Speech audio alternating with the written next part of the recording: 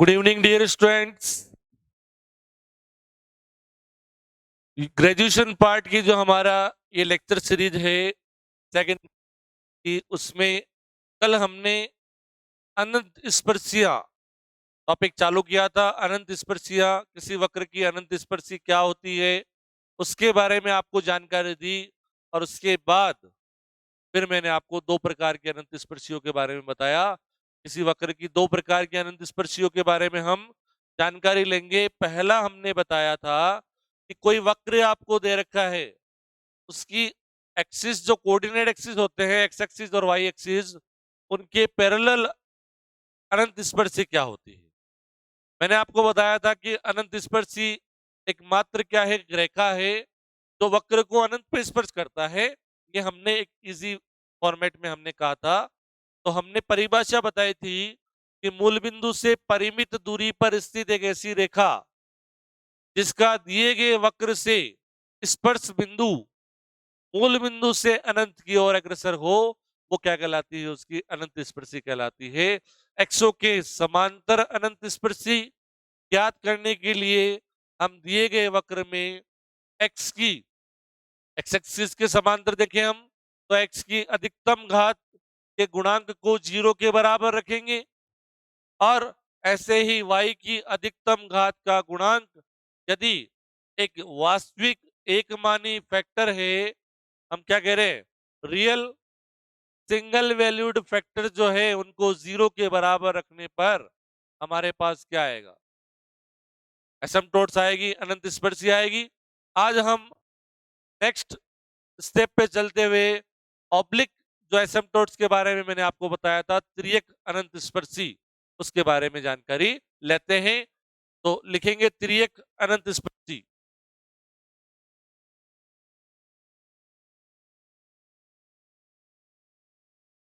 त्रियक अनंत अनंत स्पर्शिया।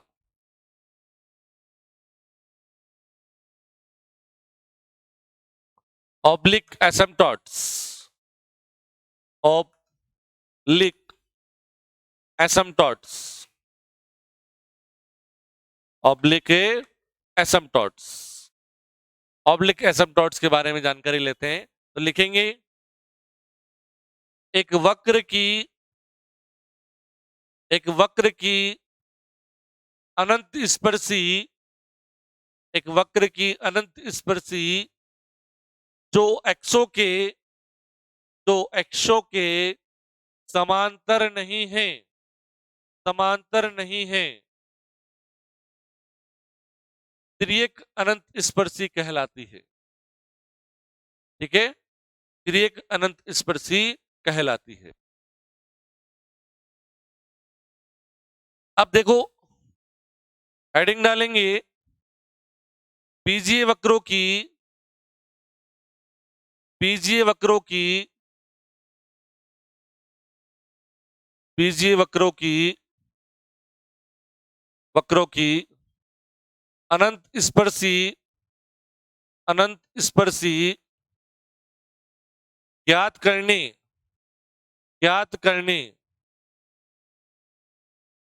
करने की क्रियाविधि।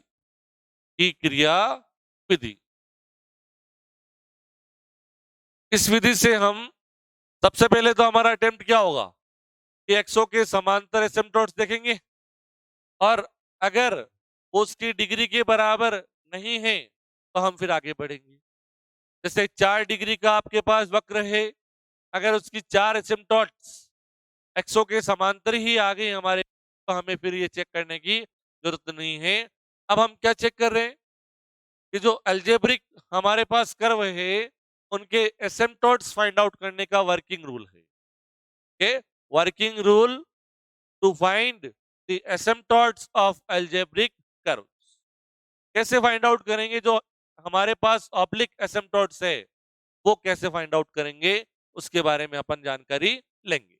ठीक है, तो देखो हमारे पास, मैं मान लेता हूं, आप लिखेंगे नहीं, एक्स की power n plus a1 X की power n minus 1 y a2 X की power n minus 2 of y की पावर 2 और इसी तरह से ये an y की पावर n, ये हो गए n डिग्री के पद सारे, प्लस प्लस x की power n minus 1 p1 x की power n minus 2 y plus ऐसे ही लास्ट तक चले जाएंगे हम p n minus 2 x y की पावर n माइनस 2 और p n माइनस 1 y की पावर n माइनस, ऐसे ही चलते जाएंगे। लास्ट में a1x plus b1 by a1 a2 तो ले लिया हमने, c1 c2 ले लो, कुछ भी ले लो, मतलब कांस्टेंट लिखने हमें, प्लस c2 y और प्लस t बराबर 0। ये आपको n डिग्री का एक क्या दे रखा है, अलजेब्रिक कर्व दे रखा है, बीजीय वक्र दे रखा है। इसके एसिम्पटोट्स फाइंड आउट करने के लिए आप क्या करेंगे, ये सारी टर्म्स क्या है, हाईएस्ट पावर की है, सभी पदों में x और y की घातों का योगफल कितना है, n है। ये वाले जो मैंने लिखे इनमें सभी में x और y की घातों का योगफल क्या है, n माइनस 1। ऐसे ही इससे कम ऑर्डर के भी होंगे, इससे कम ऑर्डर के भी होंगे, क्योंकि किसी भी बीजीय वक्र की यदि घात n है, n मतलब क्या है कि उसकी मैक्सिमम पावर कितनी है, n है, उसके जो वेरिएबल्स है उनके योगफल, घातों का योगफल मैक्सिमम कितना है, n है। समझ में आ गई बात। जैसे X square Y square minus A square X square square Y square बराबर 0, एक वक्र लिखा हुआ आपके सामने 4 डिग्री है, मैक्सिमम आपने देखा x square Y square, x और वाई की घातों का योगफल कितना है मैक्सिमम 4, वो 4 डिग्री का वक्र हो गया। ऐसे ही हम बात कर रहे हैं यहाँ पर n डिग्री के सारे टर्म्स, ये n-1 n-2 n-3 ऐसे करते करते 0 ऑर्डर तक आ गए बराबर। ये हमारे पास एक बीजीय वक्र है मान लेते हैं, तो केवल अपन वर्किंग रूल लिखेंगे, मैं यहां पर समझा रहा हूं, ठीक है। क्या करेंगे हम क्या करेंगे, एक्स वक्र के समीकरण में x और y की जो उच्चतम घात के पद है, या हम कहें कि उच्चतम घात के पदों में x बराबर 1 और y बराबर m रखेंगे। कितने घात का ये, n घात का। तो n घात के जितने भी पद है हमारे पास, उसमें x बराबर 1 y बराबर क्या पुट करोगे, m पुट करोगे। तो जो आपको पोलिनोमियल मिलेगा वो m में मिलेगा, उस पोलिनोमियल को हम कहेंगे पाई n ऑफ n, m में n डिग्री का पोलिनोमियल। आई बात समझ में, रखो यहां पर x बराबर 1 y बराबर m, 1 1 प्लस a1 m, ये तो 1 हो गया, ये m हो गया, प्लस a2 m स्क्वायर। ऐसे ही हम आगे बढ़ते रहेंगे, a n m की पावर n। यहां तक बात समझ में आई, ये आपके पास में आ गया। क्या किया आपने, दिए गए वक्र में उच्चतम घातों में x बराबर 1 और y बराबर m पुट करना है। आई बात समझ में, चलिए सर इसको 0 के बराबर रखोगे, इसको 0 के बराबर रखोगे, taking y n m is equal to 0। इसको 0 के बराबर रखेंगे मतलब क्या, कि बराबर 0 रखोगे तो ये स्मॉल m में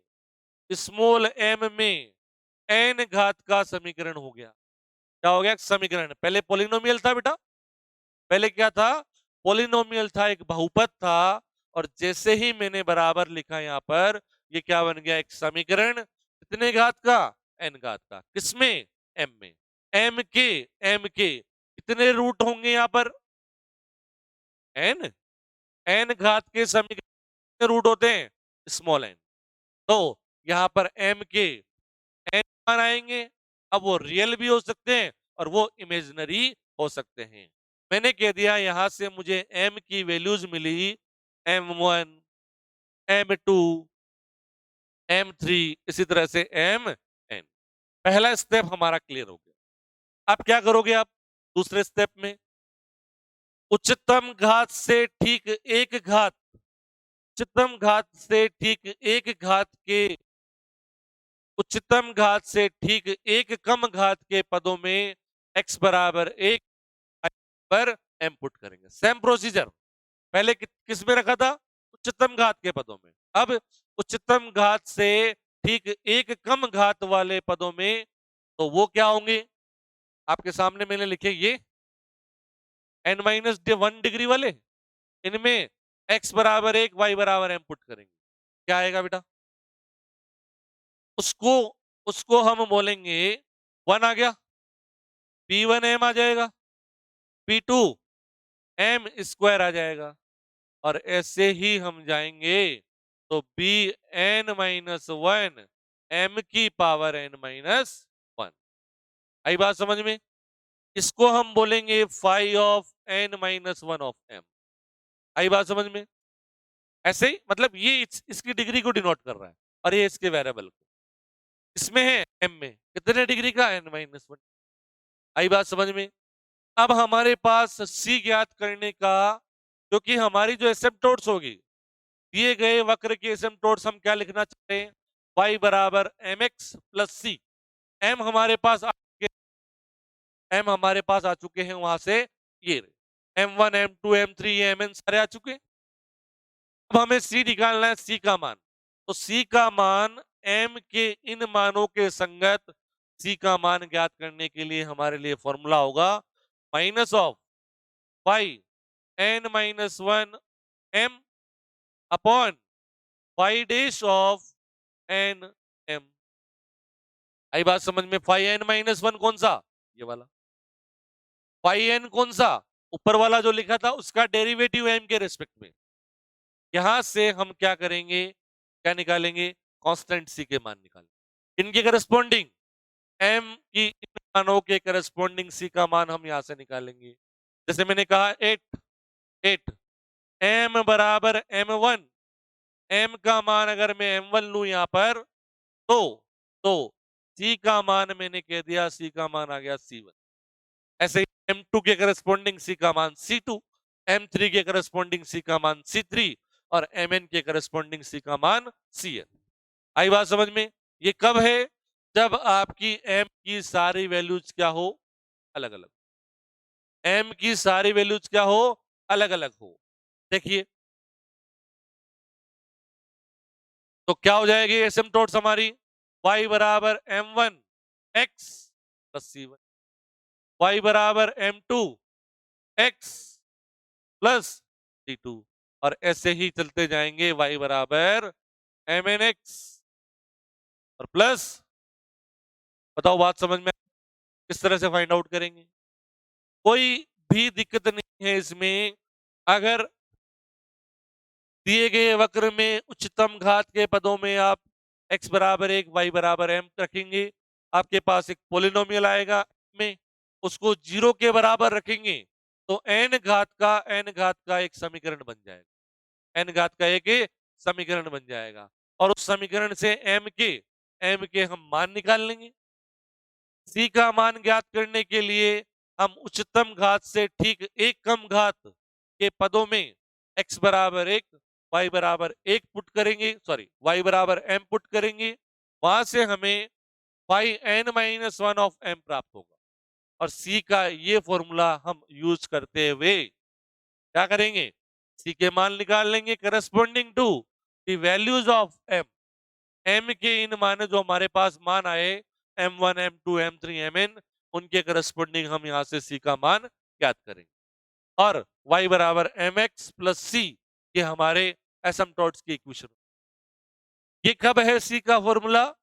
ये c का फॉर्मूला तब है जब m के सारे मान अलग अलग हो। सिंगल m की सिंगल वैल्यू के करस्पॉन्डिंग c की सिंगल वैल्यू।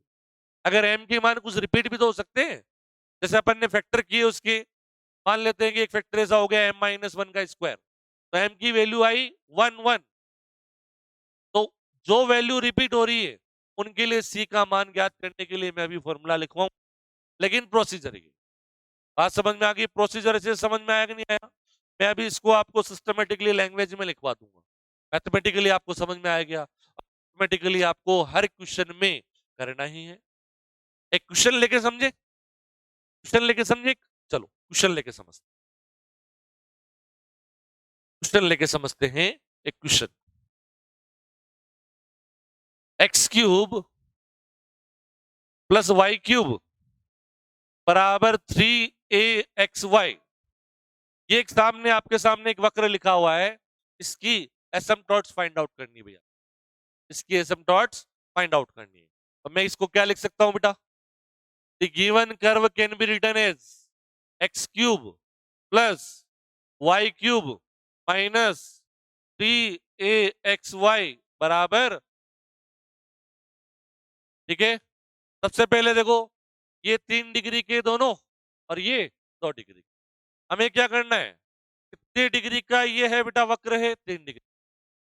तो आपको 3 डिग्री के जितने भी पद है उनमें उनमें x बराबर 1 y बराबर m पुट करना है।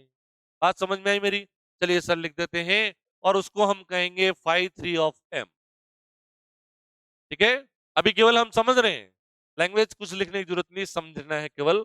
x बराबर 1 y बराबर m, 1 प्लस m क्यूब। दूसरा स्टेप हमारा क्या होगा, टेकिंग then taking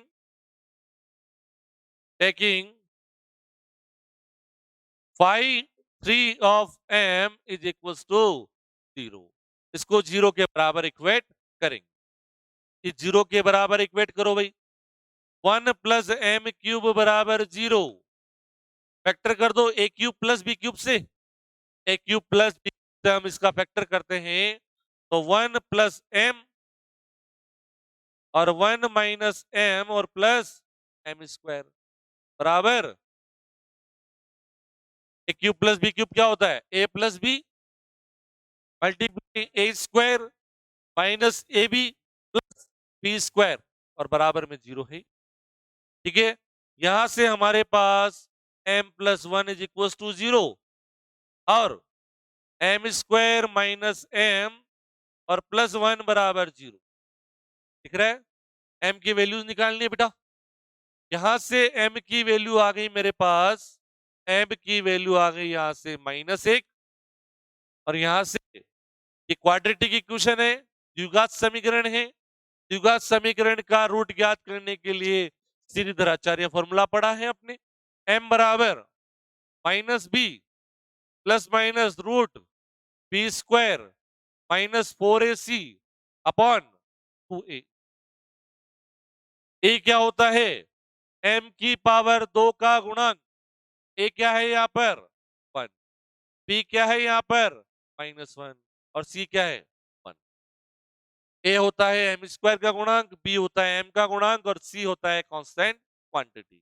ठीक है, तो क्या लिखोगे -b तो minus of -1 plus minus under root b square -1 का square 1 -4 a c upon 2a। आई बात समझ में? m की वैल्यूज आ गई सर हमारे पास, m बराबर -1 और यहां से 1 प्लस माइनस अंडर रूट में -3 अपॉन 2। अभी आपको सर शायद कॉम्प्लेक्स नंबर के बारे में ही पढ़ा रहे हैं स्कूल लेवल पे, तो अंडर रूट -3 क्या होगा, under root 3 iota. Under root 3 iota मतलब हमारे काम का नहीं है। हम यहां से केवल रियल रूट्स की बात करेंगे, हम यहां से केवल किसकी बात करेंगे, रियल रूट्स, m के रियल रूट्स पे बात करेंगे। हम केवल वास्तविक अनंत ही ज्ञात करेंगे, तो हम इनको नेग्लेक्ट कर देंगे। केवल m बराबर -1 के करस्पॉन्डिंग हम क्या करेंगे, इस वक्र की अनंत स्पर्शी निकालेंगे। इसके करस्पॉन्डिंग जो एसिम्पटोट्स आएगी वो सारी क्या आएगी, इमेजिनरी आएगी, काल्पनिक आएगी। बात समझ में आ गई? m का मतलब प्रवणता है बेटा, स्लॉप। y बराबर mx प्लस c लिखते हो, m का मतलब क्या होता है वहां पे, स्लॉप ऑफ दी लाइन। तो देखेंगे m बराबर -1 के करस्पॉन्डिंग। अब क्या करोगे, second step, now y to m वक्र के समीकरण में कितनी घात से कम, 3 घात है उच्चतम घात, उससे 1 कम घात, 2 घात, 2 घात के पदों में y बराबर m, x बराबर 1 पुट करना। दो घात के पद कहाँ कहाँ है भाई देखो, दो घात के पद, दो घात के पद हमारे पास ये रे, ये। एक और एक दो घात है, x बराबर 1 y बराबर m, क्या आ गया माइनस का 3am, क्या आ गया माइनस का 3am आ गया है, माइनस का 3am। और हमें क्या चाहिए, y3m का derivative with respect to m।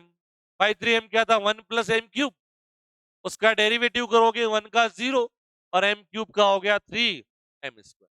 तो हमारे c के लिए फॉर्मूला हो गया, c के लिए फॉर्मूला हो गया minus y2m upon y3 dash of m, that is मैं कहूं माइनस, क्या आ जाएगा माइनस का 3am और अपॉन 3m², माइनस और माइनस हो गया प्लस, एक m की पावर से एक m कैंसिल हो जाएगा, ऊपर रह गया a और नीचे रह गया m। अब m की किस वैल्यू के करस्पॉन्डिंग 8, m बराबर -1, t1 का मान आ गया, t बराबर आ गया ऊपर तो a और नीचे -1, that is minus.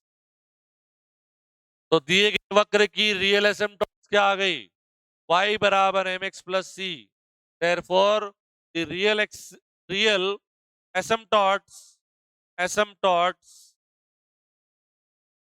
dots for the given curve, the given curve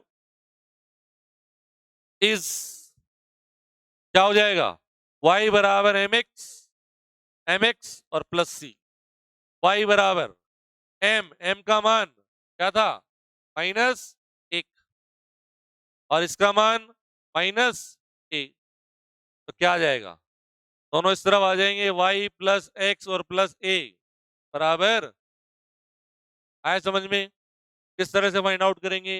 ये तो m की एक ही रियल वैल्यू आई, अगर तीनों वैल्यू रियल आती तो m बराबर -1 के करस्पॉन्डिंग c का मान निकाल लेते, तीनों के लिए अलग अलग c का मान और अलग अलग लाइनें हो जाती। बात समझ में आई सबको, चलो तो ये एग्जाम्पल एक बार लिख लो ऐसे ही रफली, क्या पहले वर्किंग रूल लिखवाते हैं ना, पहले लिखो वर्किंग रूल, लिखवाया और हेडिंग डाली हुई है, चलो वर्किंग रूल लिखो, पॉइंट नंबर 1 डालो उसमें, पॉइंट नंबर 1 डालेंगे, वक्र के दिए गए समीकरण में वक्र के समीकरण में उच्चतम घात के पदों में, उच्चतम घात के पदों में x बराबर 1, x बराबर 1, y बराबर m रखकर, x बराबर 1 y बराबर m रखकर फाई n ऑफ m प्राप्त करते हैं, ठीक है। क्या करेंगे, वक्र के समीकरण में उच्चतम घात के पदों में x बराबर 1 y बराबर m रखकर फाई n ऑफ m प्राप्त करते हैं। फिर फाई n m बराबर 0 लेते हुए इसको इसको स्मॉल m के लिए, स्मॉल m के लिए हल करने पर हल करने पर हल करने पर माना माना m के मान m1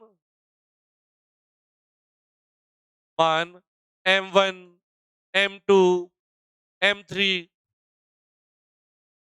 mn प्राप्त होते हैं। हम वक्र के दिए गए समीकरण को n घात का मान के चल रहे हैं भाई, तो ये कितने घात का आएगा, n घात का हमारे पास क्या आ जाएगा, एक समीकरण आ जाएगा स्मॉल m में, उसके रूट होंगे, मान लेते हैं कि m के ये सारे क्या है, मूल है, इस समीकरण के मूल है। बात समझ में आई? सेकंड स्टेप लिखेंगे। सेकंड स्टेप लिखेंगे, वक्र के समीकरण में, वक्र के समीकरण में उच्चतम घात से, उच्चतम घात से ठीक एक कम घात, ठीक एक कम घात के पदों में, के पदों में x बराबर 1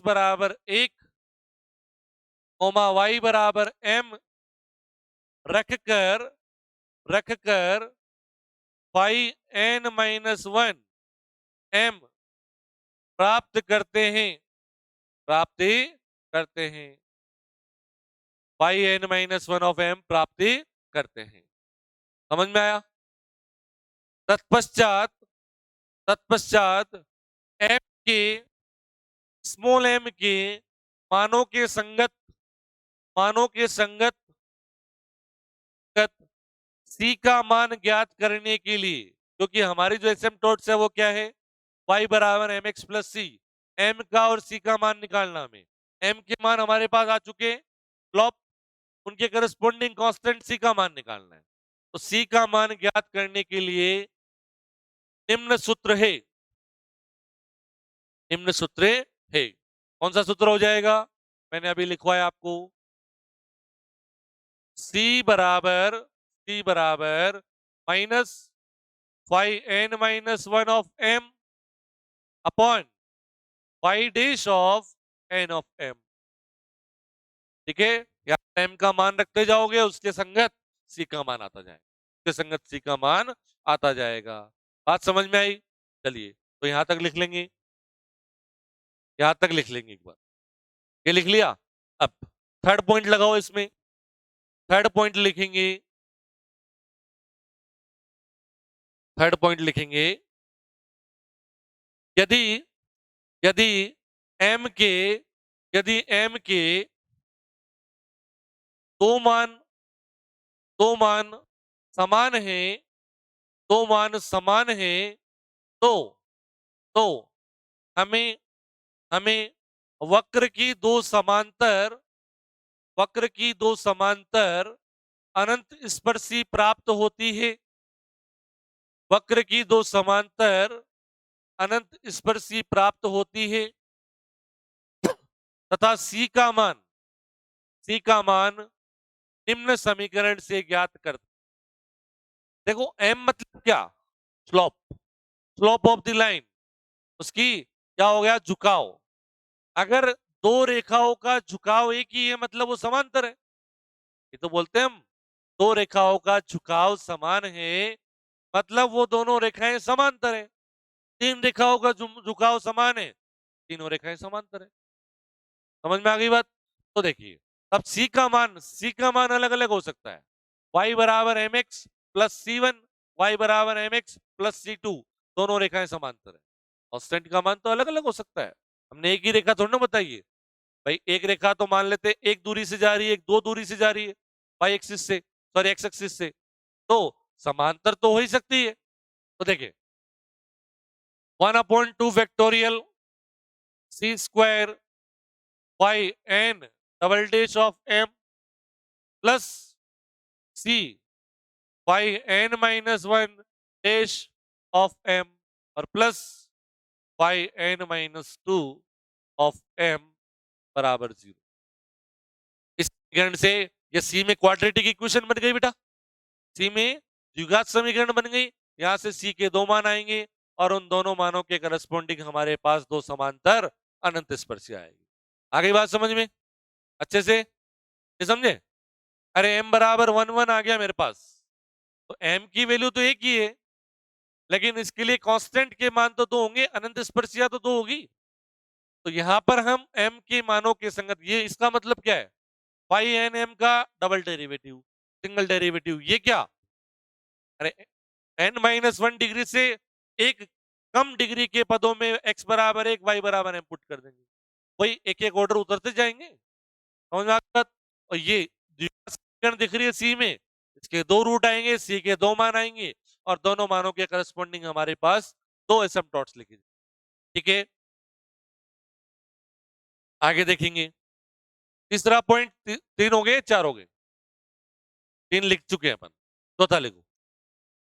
यदि यदि यदि m के 3 मान समान है, m के 3 मान समान है, तो तो उसके संगत c का मान ज्ञात करने के लिए, यदि m के 3 मान समान है तो उसके संगत m का मान, सॉरी, c का मान ज्ञात करने के लिए निम्न समीकरण है। क्या हो जाएगा इसी के 1/3 factorial c cube by n का ट्रिपल डेरिवेटिव हो जाएगा यहां पर, plus 1/2 factorial c square by n-1 का double derivative, plus 1/1 factorial c by n-2 का सिंगल डेरिवेटिव n, और लास्ट में पाई ऑफ n-3 ऑफ m बराबर। आई बात समझ में? यहां तक उतार लो।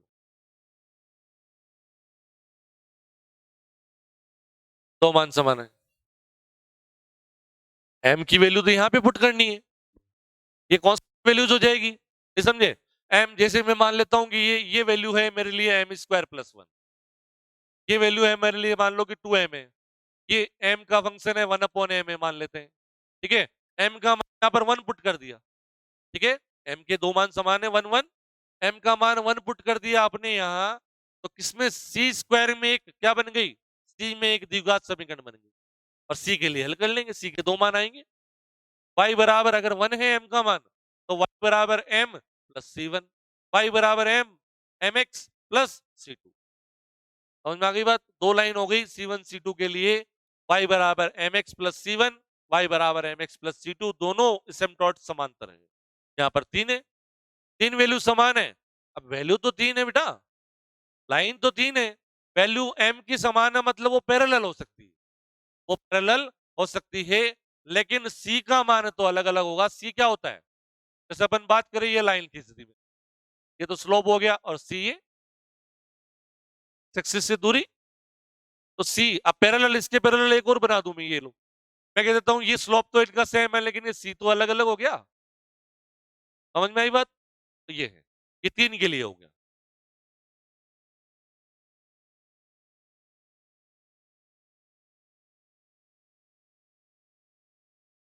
अब क्वेश्चन जो मैंने करवाया है नीचे वो वाला उतार लेंगे। प्रोसीजर समझ में आया कि नहीं आया? बहुत आसान प्रोसीजर, यहां से सारे एसिम्पटोट्स मिल जाएंगे हमें, ठीक है? फिर उसके बाद में बताएंगे कि कुछ स्टैंडर्ड लिमिट से एसिम्पटोट्स कैसे फाइंड आउट किए जाते हैं, ये इसके बाद अपन कल डिस्कस करें। आज इस पे प्रैक्टिस करते हैं अपन, ठीक है? तो लगभग ये मान के चलिए कि इस पे बेस्ट आपको क्वेश्चन पूछा जाएगा और वो आपको आना चाहिए।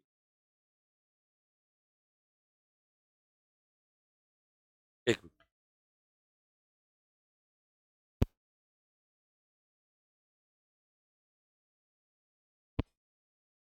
y बराबर mx प्लस सी इसका अल्टरनेटिव मेथड है, तो मैंने अभी बताया ना प्रोसीजर, ये शॉर्ट मेथड है, वो थोड़ा सा लॉन्ग हो जाएगा, ठीक है? यहां पर हम क्या कर रहे हैं, टुकड़ों में तोड़ रहे हैं। n डिग्री के टर्म हमने अलग ले लिए, n-1 डिग्री के अलग ले लिए, n-2 डिग्री के अलग अलग ले लिए, और फिर सॉल्व कर रहे हैं। ये थोड़ा सा शॉर्ट मेथड है। पूरी समीकरण में ये तो ठीक है, आपको छोटी छोटी समीकरण दिख रही है, छोटी सी दिख रही है। अभी आपके सामने एक बड़ी लिखूंगा वक्र की, वहां अगर y बराबर mx प्लस सी लिख के सॉल्व करेंगे, तो हम उनको सेट करते करते ही, पदों को सेट करते से y बराबर mx प्लस सी की पावर 3, mx प्लस सी की पावर 3 हो गया, पावर 2 आ गया, पावर 1 आ गया, फिर उनके कोफिशिएंट्स आ गए, मल्टीप्लाई करते करते बहुत लेंदी हो जाएगा। इसीलिए हमें सम अटेम्प्ट करना है, हमें शॉर्ट से शॉर्ट मेथड पढ़ना, ये उससे शॉर्ट मेथड है, ठीक है? सारी तरह के एसिम्पटोट्स इससे आ जाएंगे। तो इस क्वेश्चन को लिख लो, क्वेश्चन लिख लो, वक्र x cube plus y cube बराबर 3axy की अनंत स्पर्शी अनंत स्पर्शी होगी, वही 4 ऑप्शन दे देंगे आपको, आपकी सीट में ये सवाल मिलेगा आपको, ठीक है। आप इसका केवल सॉल्यूशन लिख लो। 4 ऑप्शन में से एक ऑप्शन मिलेगा जो आपके रहा है x प्लस वाई प्लस ए बराबर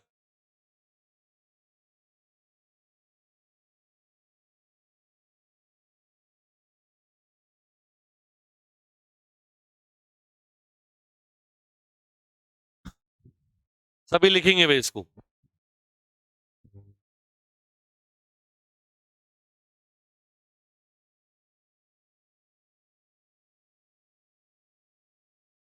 आपको यहाँ जो भी तरीका बताया जा रहा है, हमारा प्रयास यही रहता है कि शॉर्ट से शॉर्ट तरीके से आपको कैसे क्वेश्चन अटेम्प्ट करने के लिए बताया जाए, वो हमारा उद्देश्य है।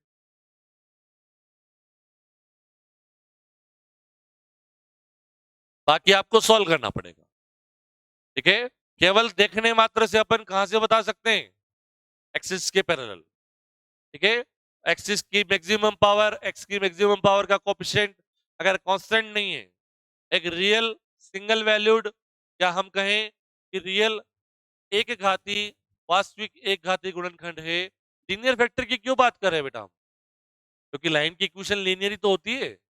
अब जैसे एक्स स्क्वायर का कोएफिशिएंट लिखा हुआ है x square plus y square, समझ में आ रही बात, तो वो लीनियर कहां से हो गया। एक्स स्क्वायर प्लस वन, तो वो लीनियर कहां से हो गया, वहां से एसिम्पटोट्स तो आएगी, लेकिन हमारे पास क्या हो जाएगा, वहां से रियल एसिम्पटोट्स नहीं आएंगे। इसके फैक्टर करोगे तो क्या हो जाएंगे, इमेजनरी हो जाएंगे। तो हमारे पास लीनियर फैक्टर में अगर लिखा हुआ है, हम कहेंगे उसको 0 के बराबर रखने पर हमारे एक्सिस के पैरेलल क्या आएगी, एसिम्पटोट्स आएगी, क्योंकि लाइन की इक्वेशन लीनियर ही होती है। इसीलिए कहा गया एक वास्तविक एक घाती गुणनखंड।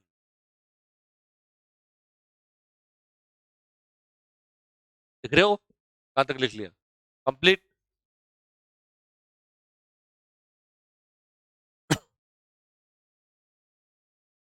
तभी लिख लेंगे भाई।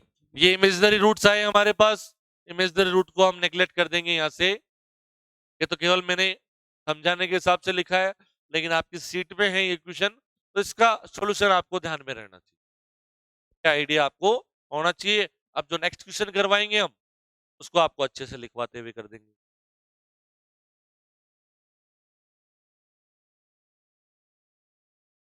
देखो, एक क्वेश्चन लिखता हूं मैं, स्कूल लेक्चरर एग्जाम 2012 में आया हुआ है,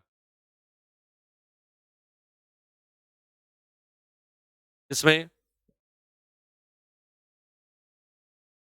है, लेकिन उसके लीनियर फैक्टर कर सकते हैं ना, उसको लीनियर वेक्टर में Y square minus A square क्या लिख सकते हो, वाई माइनस ए वाई प्लस ए, लीनियर वेक्टर नहीं कर सकते क्या उसके, मतलब एक्स का जो कोफिशिएंट है, मैक्सिमम पावर का कोफिशिएंट है, कि लीनियर फैक्टर पॉसिबल हो। अगर इसी की जगह वाई स्क्वायर प्लस ए स्क्वायर होता, तो हम हमारे पास इमेजनरी आते, इमेजनरी एसिम्पटोट्स आते। कहने का मतलब क्या है कि जो भी कोफिशिएंट है, उसको आप लीनियर फैक्टर में रैखिक गुणनखंडों में विभक्त कर सकते हो, बांट सकते हो। समझ में आ गई बात, चलिए, तो ये आपने लिख लिया होगा, ये सभी लिख लेंगे। एक नया क्वेश्चन के साथ आगे बढ़ते हैं हम, नए क्वेश्चन के साथ आगे बढ़ रहे हैं, जो कि स्कूल लेक्चरर एग्जाम 2012 में आया हुआ है, स्कूल लेक्चर 12 में आया हुआ है, देखेंगे, तो मैं पूरा हटा ही देता हूं अब कंप्लीट।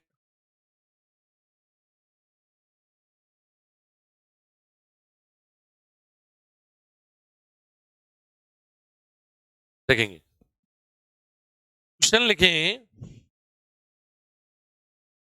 कैसे भी क्वेश्चन पूछा जा सकता है। देखो, वक्र, वक्र 2x² minus 3xy, 2x² minus का 3xy माइनस 2y² माइनस का 2y² बराबर एक, एक के के दो अनंत स्पर्शी, दो अनंत स्पर्शी, अनंत स्पर्शी है। भाई आपको दिख रहा है वक्र का समीकरण है, 2 डिग्री का है, दो ही एसिम्पटोट्स हो सकते हैं मैक्सिमम। अब वो दोनों एसिम्पटोट्स ये कह रहा है कि कैसे हैं। ए ऑप्शन है पैरेलल समांतर, समांतर। बी ऑप्शन है लंबवत, लंबवत, लंबवत। सी ऑप्शन है, सी ऑप्शन है 45 डिग्री पर काटते हैं, 45 डिग्री पर काटते हैं। और डी ऑप्शन है 45 डिग्री पे काटते हैं। और डी ऑप्शन है, एक मिनट तो चालू रखें।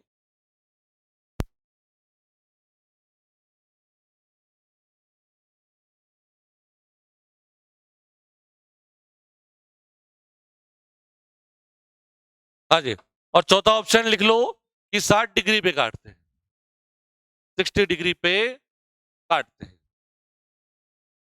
तो वो तो जब निकालेंगे हम तब पता लग जाएगा दोनों लाइन के बीच में कितना एंगल है, पैरेलल है या लंबवत है, या 45 डिग्री पे काट रही है या 60 डिग्री पे काट रही है, सब पता लग जाएगा। सबसे पहला हमारा टारगेट है कि इस वक्र की एसिम्पटोट्स फाइंड आउट की जाए। तो क्या करेंगे भाई,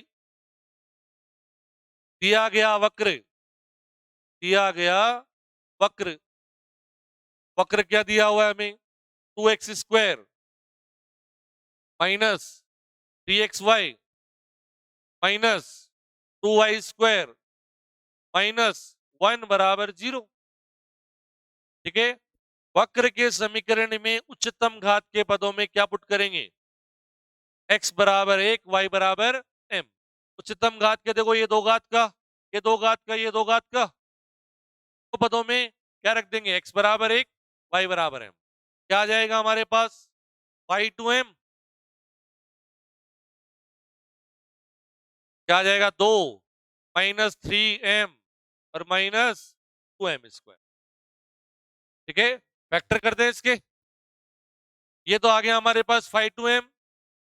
इसकी डेरिवेटिव की जरूरत पड़ेगी, यहीं पे फाइंड आउट करके लिख दो। क्या हो जाएगा, माइनस का 3 और माइनस 4m, माइनस का 3 और माइनस 4m। नाउ दूसरा स्टेप हमारा, now taking, taking, taking y2 of m, y2 of m बराबर 0। इसको 0 के बराबर रख देंगे हम। वहां से m के मान निकालने, जो हमारे एसिम्पटोट्स है उनके स्लॉप m का मान। तो देखिए 2 माइनस 3m माइनस 2m² बराबर 0। फैक्टर कर दो, फैक्टर करेंगे तो -3m को मैं लिख दूंगा -4m, 2 माइनस 4m और प्लस m, लिख सकता हूं ऐसा, -2m²। मिडिल टर्म स्प्लिट कर दी हमने, मिडिल टर्म स्प्लिटिंग। ठीक है, त्रिपद। तो यहां से हमें इन दोनों से मैंने 2 कॉमन लिया, तो क्या रह गया 1 -2m, और यहां से मैंने m कॉमन ले लिया, तो ये 1 -2m बराबर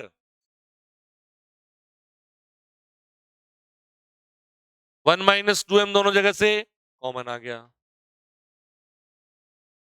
1 प्लस m। ठीक है, 2 प्लस m है, सॉरी 2 प्लस m है, 2 प्लस m। तो m के मान क्या क्या आ गए, देखिए यहां से 0 के बराबर रखोगे तो m का मान आ गया 1/2, और इसको 0 के बराबर रखोगे तो -2।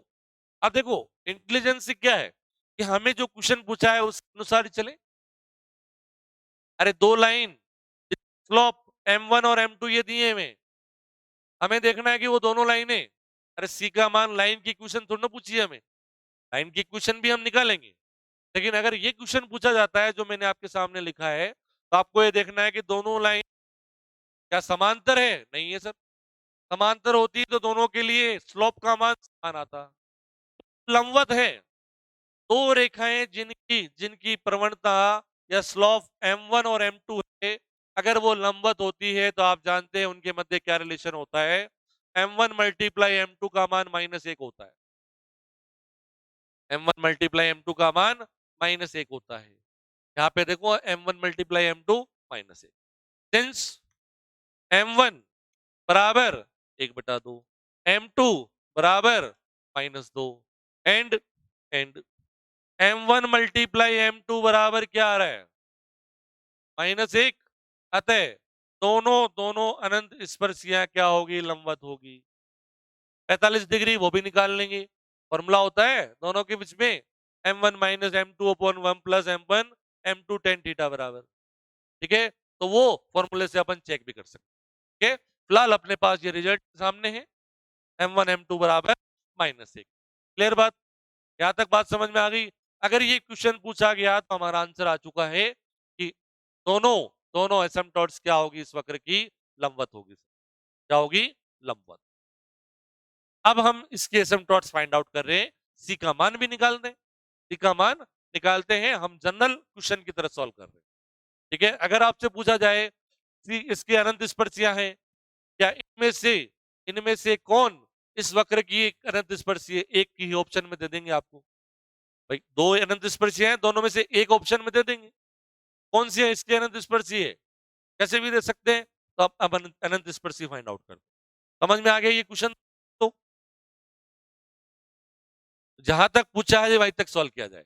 अब हमारे लिए सी का मान, नाउ सी का मान ज्ञात करने के लिए सबसे पहले हम क्या ज्ञात करेंगे, फाई वन ऑफ एम, एक घात के पदों में, एक घात के पदों में x बराबर 1 और y बराबर m पुट कर देंगे। हमारे वक्र में एक घात का एक भी पद नहीं है। आप देख रहे हो, दो घात नहीं है तो या कांस्टेंट जीरो घात का, एक घात का एक भी पद नहीं है। मतलब हम कह दें कि एक घात के जो पद है, एक घात के जो संख्याएं हैं हमारे वेरिएबल्स की, उनका वो क्या हो गया, जीरो। तो यहां से हमारे पास आ गया, यहां से हमारे पास आ गया जीरो, जीरो। अतः सी बराबर क्या हो जाएगा, माइनस का five one of m upon five two days of m. Five two का मान जीरो नहीं होना चाहिए, इस फाइव टू डेज का मान जीरो नहीं होना चाहिए, वरना जीरो बटा जीरो फॉर्म आ जाएगी। ठीक है, तो माइनस जीरो अपॉन कितना है, माइनस का three m minus four m, तो ये हो गया zero upon three plus four m. आप देखेंगे एम बराबर -2 के लिए भी इसका मान जीरो नहीं है, और m बराबर हाफ के लिए भी इसका मान जीरो नहीं है। तो ये टोटल क्या हो जाएगा, c का मान जीरो, c का मान, क्योंकि यहां पर ये टर्म जीरो नहीं है।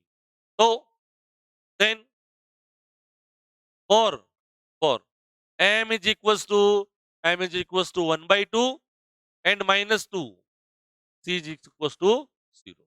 आगे बात समझ में। तो एसिम्पटोट्स क्या आ गए बेटा, y बराबर एसिम्पटोट्स आ गई, y बराबर m1 of x plus c1 zero, और y बराबर m2 of x। That is that is y बराबर 1/2x और y बराबर माइनस का x आर विचार विचार रिक्वायर्ड रिक्वायर्ड एसिम्पटोट्स एसिम्पटोट्स जो कि अभिष्ट अनंत स्पर्शियां हैं। आगे बात समझ में अच्छे से, चलो सर तो इसको सॉल्व कर लिख लेंगे।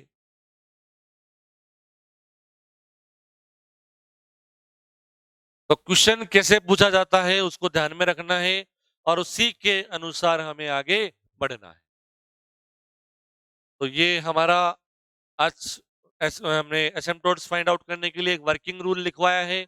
कल फिर से अपन इसी पे अपन क्वेश्चन प्रैक्टिस करेंगे, और आपको आपको कुछ लिमिट्स के कॉन्सेप्ट और बताएंगे कि लिमिट की फॉर्म में हम कैसे एसिम्पटोट्स फाइंड आउट कर रहे हैं। ठीक है, आप इक्वेशन को एनालिसिस करके डायरेक्ट एसिम्पटोट्स लिख सकते हो, तो वो अपन आपको बताएंगे नेक्स्ट क्लास में। ये आप यहां तक लिखेंगे सभी, आप क्या है समझ में अच्छे से।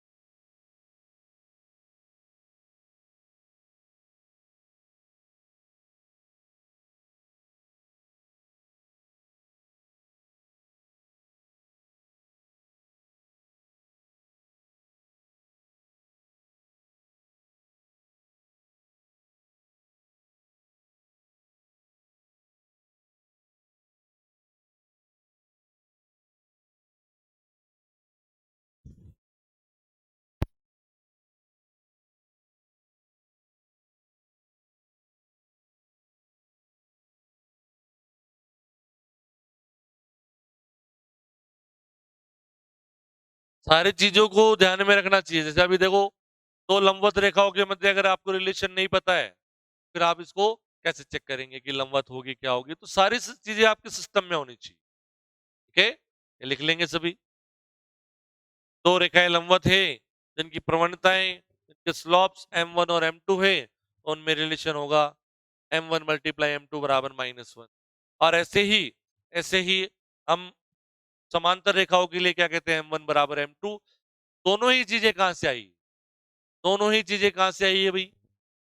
अरे फॉर्मूले से आई है, एंगल वाले से। टेन थीटा बराबर m1 minus m2 upon 1 plus m1 m2। Theta का मान 0 मतलब समांतर, और टेन थीटा का मान भी 0, वहां से m1 बराबर m2 आ जाएगा। और थीटा 90 लंबवत, तो टेन टेन 90 की वैल्यू इन्फिनिटी, इन्फिनिटी मतलब 1/0, वहां से आ जाएगा हमारे पास m1 plus m1 multiply m2 बराबर -1। ठीक है, तो दोनों चीजें, ये तो दोनों रिजल्ट आप कहते हो, वो आया उस जनरल फॉर्मूले से ही है। टेन थीटा बराबर mod of m1 minus m2 upon 1 plus m1 m2। ठीक है, चलिए ये लिख लिया होगा सबने, ये लिख लेंगे। तो यहां से आगे आप क्या लिख लेंगे? इसके आगे लिख लो, अतः अतः दोनों अनंत स्पर्शिया लंबवत होगी। अतः दोनों अनंत स्पर्शिया लंबवत होगी। Therefore, both the asymptotes are perpendicular। ठीक है, तो मेरे हिसाब से आज की क्लास में जो मैंने एसिम्पटोट्स के बारे में आपको जानकारी दी है, वो आपको अच्छे से समझ में आया होगा। ठीक है, कल फिर से अपन इस पे प्रैक्टिस करेंगे। एक दो क्वेश्चन मैं आपको देता हूं, आप इस पे प्रैक्टिस करेंगे। क्वेश्चन लिख रहा हूं मैं आपके सामने, जो कि राजस्थान विश्वविद्यालय में जो एमएससी एंट्रेंस टेस्ट होता है, उसमें पूछा गया अभी 2016 में। वक्र वक्र y square x minus b बराबर x cube plus plus a cube की अनंत स्पर्शिया, कल हमने एक लिखी थी, ध्यान हो तो आपको, अनंत स्पर्शिया है। कल हमने इसी वक्र की एक अनंत स्पर्शिया की थी, इसके समांतर वाई एक्स के समांतर एक्स बराबर बी। ठीक है, अब इसकी सारी निकालनी है, क्योंकि ये 3 डिग्री का है, आप देख रहे हो। तो 3 डिग्री का मतलब एक तो हमने कल निकाल ली थी, रिमेनिंग 2 रह गई। वो कौन सी होगी? यहां पर आपको ऑप्शन में क्या पूछ रहा है कि अनंत स्पर्शियां हैं, सारी अनंत स्पर्शियां दी होगी, वो आपको चेक करनी है, मतलब 3 की 3 आपको निकालनी है। यहां पे मैं ऑप्शन लिख रहा हूं, ए एक्स माइनस बी बराबर 0,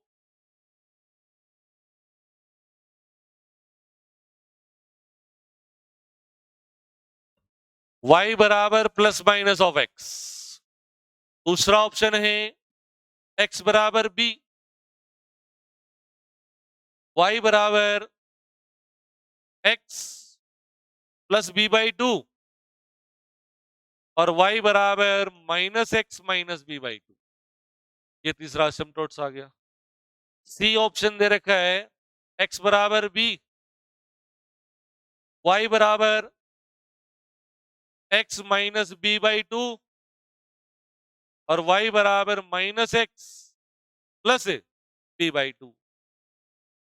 ठीक है, डी डी x बराबर b, b y बराबर x प्लस b/2, और y x बराबर माइनस का y माइनस b/2। ये y बराबर हो गया। ठीक है, x बराबर माइनस b कर लो यहां ऑप्शन में। ठीक है, तो ये आपके सामने एक क्वेश्चन है, इसको आप सॉल्व करेंगे। आगे देखिए, ये लिख लोगे,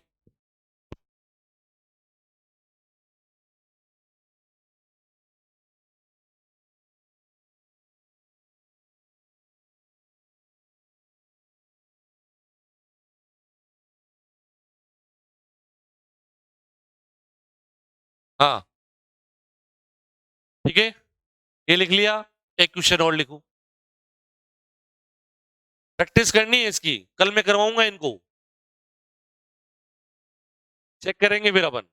वक्र, वक्र सेकंड ग्रेड 2017 में पूछा हुआ है ये सवाल, तो मैं लिख रहा हूं x cube plus 3x² y -4y cube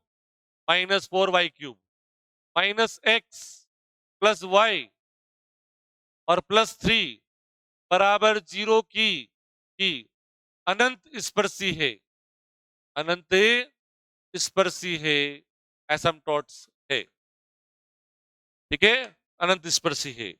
ए बराबर, ए ऑप्शन है y माइनस का x बराबर 0, बी ऑप्शन है, बी ऑप्शन है 2y minus x, 2y minus x बराबर 0, सी ऑप्शन है, सी ऑप्शन है y प्लस एक्स बराबर 1 और डी ऑप्शन है हमारे पास 2y प्लस एक्स बराबर 0। ये आपका सेकंड ग्रेड वैकेंसी 2016 जिसका एग्जाम हुआ था 2017 में, उसमें ये क्वेश्चन पूछा हुआ है, ठीक है। तो दोनों क्वेश्चन की आप आज प्रैक्टिस करेंगे, कल मैं इनको आते ही करवाऊंगा, और भी अच्छे अच्छे क्वेश्चन करेंगे अपन इस पे बेस, क्योंकि इस पे सवाल है लगभग ये मान के चलिए कि आपसे पूछा जाएगा एग्जाम में, ठीक है। तो आज की क्लास में आपको अच्छे से समझ में आया होगा, ठीक है। कल इसी को कंटिन्यू करते हैं, हम आगे बढ़ेंगे। धन्यवाद।